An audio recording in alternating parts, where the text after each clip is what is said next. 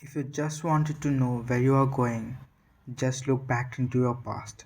In order to know today's crisis about Ukraine and Russia, let's go back into the year 1990 when NATO has only 16 members. And at that time, Soviet Union said that do not expand further, there will be repercussions. So that America said verbally, okay, we will never expand from this and we will be committed with the 16 members of the NATO.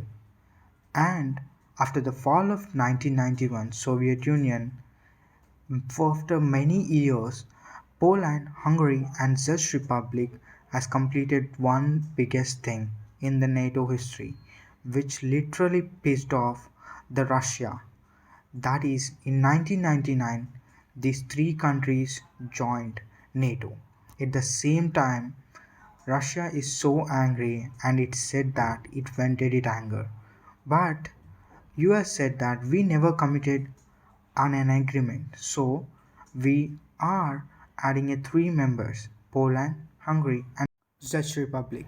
So Russia backed off and said, don't add any new members. And for most of the time, America said, we are not going to write anything because every country needs a protection. And if it is going to be in Eastern words, we are going to expand. This time, Russia really did not like the anything that come from Americans, and it just literally lost all the confidence from the Europe and also from the US. But in the 2004, Bulgaria, Estonia, Lithuania, Latvia, Romania, Slovakia, and Slovenia joined the NATO. It did not stop there. In 2009, it added another two members, Albania and Croatia. So Russia is not happy. But despite that, EU and America just said, no, we don't care. In 2017, Montenegro and North Macedonia joined NATO. This literally happened. Everything. This is not the one thing that literally made Russians angry. It is the Ukraine that made Russia so much angry. Do you know why? Because Russia started in the Ukraine. The great Soviet Union actually started in Ukraine. So for many Russians, yeah, especially for Putin, he thinks Russia and Ukraine is an integral part of one country. They share almost many beliefs. For Putin, he thinks they belong to one identity, and that's the reason Ukraine wanted to be even forcefully wanted to be with the Russia. For many years, many Ukrainians preferred to be with the Russia rather than the West. But in the recent times, thanks to the trade, they moved closer to the EU. But even trading with the EU is not a big problem with the Russia, and Russians themselves trade a large part of their trade goes to the EU. So where does this exact problem comes? When NATO wanted to expand eastwards, no one wanted to keep the enemy's guns in their borders, and that's what Russians' exact problem is. Even Putin has Finland and Sweden not to join the NATO. Of course, Sweden does not share a land border with the Russia, but Finland does share a land border with the Russia. So no one wants the guns aiming at air positions from the longest border. They don't want to protect. For many years, Sweden and Finland has been neutral. Despite being the EU's partners for many years, they never joined the NATO. So they don't wanted to join today NATO, Finland or Sweden. They don't need. So they just said rather than going war with the Russia, let's not join the NATO. Anyway, there isn't anything they get from being joining the NATO because they already had their enough army to protect themselves, and Russia is not trying to fight with them. So it's better for them to stay away from the war.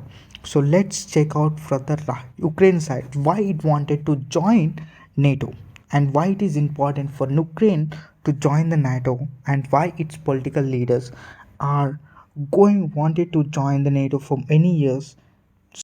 But it's not that Ukraine does not have any relationship with the NATO. Since 1992, NATO and Ukraine established a commission called Ukraine NATO Commission in 1997. providing a discussion forum for security concern and as a way to further the NATO-Ukraine relationship without having a formal membership agreement. Membership with the NATO would significantly increase Ukraine's international military backing, allowing the NATO military action within the Ukraine and along the members of its military. This guarantee of the military might would be act firm deterrent to the Russian aggression. So, what stopped Ukraine from joining the NATO till today when it is having a formal alliance with the NATO from 1997 all the way back to 1992?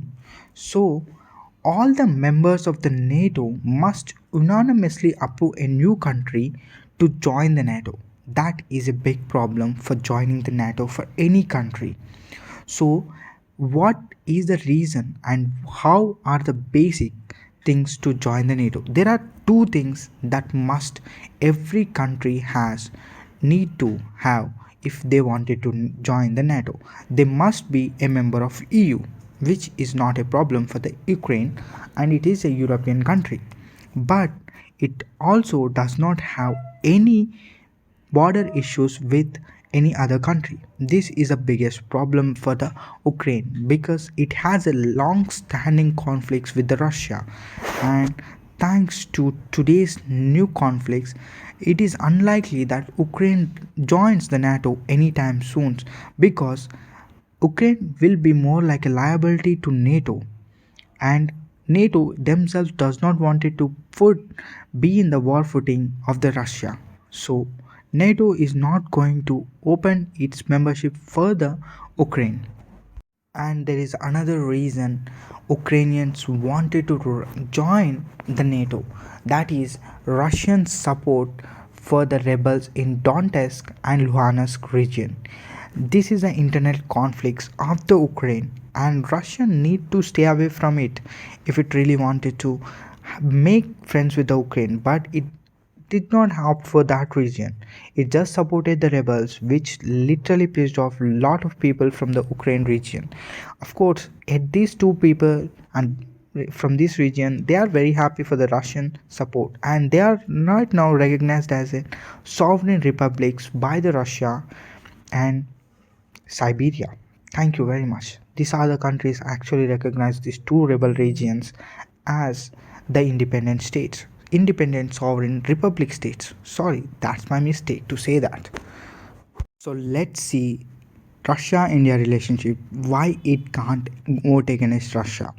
In 1971, US, UK, UAE, and almost all the European countries sent its battle warships and naval ships to the Indian Ocean when India is helping to liberate the Bangladesh.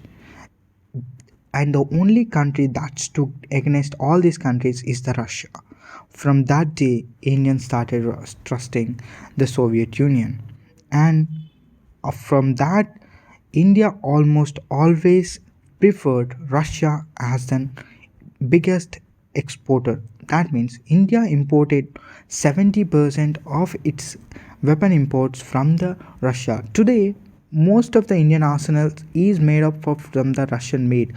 Today, more than 44% of all the missiles and the weapons of the Indian arsenal belongs to the Russia and they need spares and they need maintenance. Along with it, Russia always supported the India. On Kashmir issue, even Russian president said that we will stand with India. And in Russia never ever tried to talk about the internal affairs of the India. On the other hand, US actually imposed sanctions when India tested nuclear missiles and almost it never actually transferred any nuclear data to the India. It actually went for Australia with the AUKUS, but it never actually went to the India. So almost most of the technological transfers that India even today have and it even developing has comes from the Russia or the France, Germany. That's the reason India is with the Russia and can't go against with the Russia. So let's now see about the Russia and Ukraine. Russia and Ukraine share one of the closest relationships too when it comes to the peoples to people communications. Thanks to the affordable and quality education in Ukraine, many Indian students prefer to go to the Ukraine for the study of their medicine. And many people are happy with the Ukrainian educations.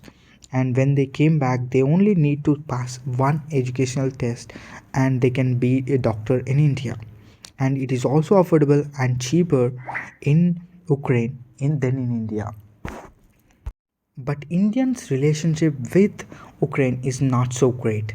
When it comes to government relationship, Ukraine and India has been on the same sides on many occasions.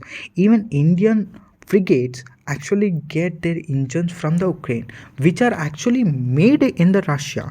This is how Indian diplomacy worked for the most of the times, and thanks to the great diplomacy, India is able to get the engines from the Ukraine when the all the other body parts are actually manufacturing in the Russia. But thanks to the latest debacle, it has not going to happen. Even the frigates come engines, we don't know when it going to come. But there is many times that Ukraine government is against India. It does not support India's stand on Kashmir and is voted against India for more than 5 times in the UN. But not just this, Ukraine actually supplies weapons to the Pakistan, which is an arch nemesis for India. So let's set aside the politics. But why did India need to abstain this vote is because Russia we need spares and maintenance for our weapons. That's the biggest reason. And that is the reason India chose to abstain despite it tried diplomatically without saying anything. Thank you very much for watching till the end.